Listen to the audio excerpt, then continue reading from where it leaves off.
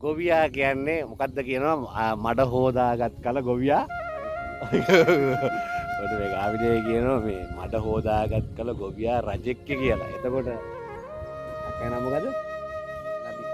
නදී අක්ක වටාන හොදනවා. වටාන හොදන කල කවුද එතකොට? ඒකත් අරගව තමයි කියන්න තියෙන්නේ. ඒත් රජෙක්ම තමයි. ඉතින් මං ඇවිල්ලා තියෙන මේ ගාවිනේ අද වටාන කැඩුවනේ. වටාන කඩනවා. ඉතින් වටාන කඩන ගමන් මේ අක්කේ නම මොකද මට ආය නදී අක්ක මේ වටාන හොදලා පිරිසුදු කරලා තමයි මළු වලට දාලා තමයි ඕගොල්ලන්ට එවන්නේ. ඉතින් ඇත්තම ඕගොල්ලන්ට එවට පස්සේදී ඕගොල්ලෝ මේක කපලා කොටලා ලුණු දාලා තුන පහ දාලා ඔක්කොම දාලා ලිපේ තියලා රසට කනවා. ඒ වුණාට රසට කන්න ඕන වුණාට ගාමිනියයි වටාන ගෙඩිය ගෙදරට යවන්න කොච්චර ගොවියා දුක් විඳිනවද නේ? අන්න ඒකයි කියන්නේ මම ගාමිනියේ එකක් කියන්න. ওই දුක පැත්තකට දාන්න. දුකක් නැහැ ඉතින් නේ. ඇත්තටම සතුටුනේ අයියේ. අපි අර දුකක් කියලා ගත්තට අපිට ජීවිතේ සතුටක් තියෙන. මේ වගේ නිදහස බලන්න. ඒක කරන්නේ නැහැ. ආදී මේ ශේෂ්ත්‍රයේ කවුරුවත් නැත්නම් කරන්න කෙනෙක් නැත්නම් ඒක කන්න නැතුව බඩගින්නේ.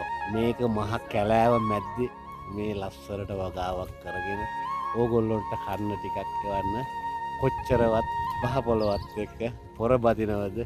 පිරිමි විතරක් නෙවෙයි ගැහැණුත් ඉන්නවා. ඒ වුණාට යක්කු වගේ වැඩ.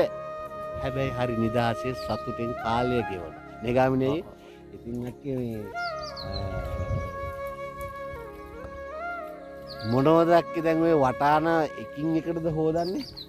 ඔව් මේ මඩ තියෙනවනේ ඒ වටින් මම දාලා පොඩ්ඩක් මේ නරක් එක්ක ගෙන වත් කරලා ඒක ඉතින් හොඳට සෝදලා ගන්නවා.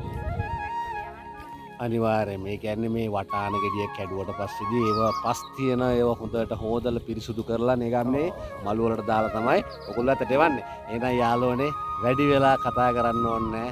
ඔන්න ඉතින් අමුතුම ලස්සන දේවල් ඔයගොල්ලොන්ට මම දානවා. ඉතින් ඔයගොල්ලෝ බලලා මේ වැඩ කරන හැමෝටම ඔයගොල්ලෝගේ හදවතින්ම ආශිර්වාද කරන්න අපිට වැඩියෙන් ලැබෙන්න කියලා අපේ ජීවිතේ මේ මහ පොළොවත් එක්ක හටන් කරලා බඩ වියත රැක ගන්න ගොඩාක් දේවල් කරාට හැබැයි මේ මිනිස්සු ඉන්නේ සතුටෙන්. එහෙනම් ආදරේ හැමෝටම කමෙන්ට් එකක් දාන්න, ලයික් එකක් දාන්න.